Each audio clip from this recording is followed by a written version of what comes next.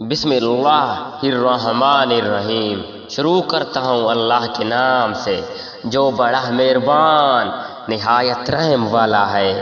تمام تعریفیں اللہ ہی کے لائق ہے جس نے آسمانوں کو اور زمین کو پیدا کیا اور تاریکیوں اور نور کو بنایا۔ پھر بھی کافر لوگ غیر اللہ کو اپنے رب کے برابر قرار دیتے ہیں۔ وہ ایسا ہے جس نے تم کو مٹی سے بنایا، پھر ایک وقت معین کیا اور دوسرا معین وقت خاص اللہ ہی کے نزدیک ہے، پھر بھی تم شک رکھتے ہو۔ اور وہی ہے معبود برحق آسمانوں میں بھی اور زمین میں بھی، وہ تمہارے پوشیدہ احوال کو بھی اور تمہارے ظاہر احوال کو بھی جانتا ہے۔ تم جو کچھ عمل کرتے ہو اس کو بھی جانتا ہے۔ ان کے پاس کوئی نشانی بھی ان کے رب کی نشانیوں میں سے نہیں آتی مگر وہ اس سے اعراض ہی کرتے ہیں۔ انہوں نے اس سچی کتاب کو بھی جھٹلایا جبکہ وہ ان کے پاس پہنچی، سو جلدی ہی ان کو خبر مل جائے گی اس چیز کی جس کے ساتھ یہ لوگ استہزاء کیا کرتے تھے۔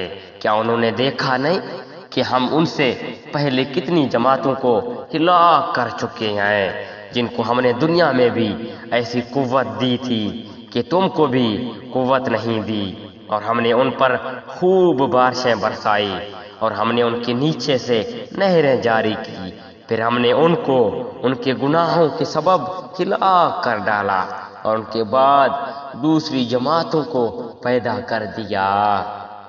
اور اگر ہم کاغذ پر لکھا ہوا کوئی نوشہ آپ پر نازل فرماتے ہیں پھر اس کو یہ لوگ اپنے ہاتھوں سے چھو بھی لیتے تب بھی یہ کافر لوگ یہی کہتے یہ کچھ بھی نہیں مگر غریب جادو ہے۔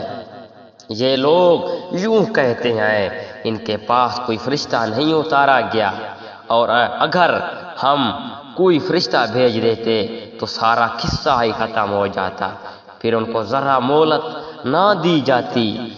اس لیے اور اگر ہم اس کو فرشتہ تجوز کرتے اور ہم اس کو آدمی ہی بناتے اور ہمارے اس فعل سے پھر ان پر وہی جواب اشکار کر رہے ہیں۔